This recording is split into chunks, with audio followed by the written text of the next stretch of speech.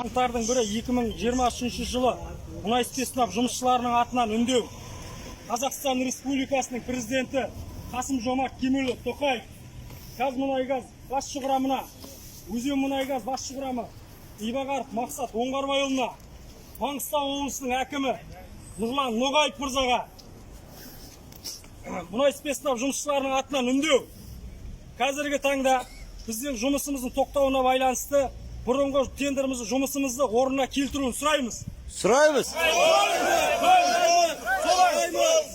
Содан кейін Өзенмұнайгазға қарасты мекемелерге, гараждарға мұнай спецназ жұмысшыларының атынан жолдама беруін сұраймыз.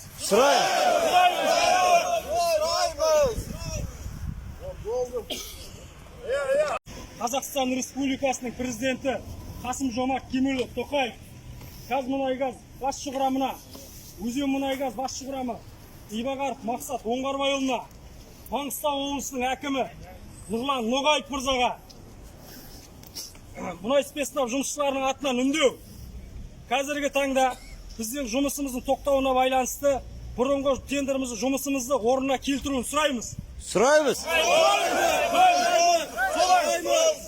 Содан кейін Өзенмұнайгазға қарасты мекемелерге, гараждарға мұнай спецназ жұмысшыларының атынан жолдама беруін сұраймыз.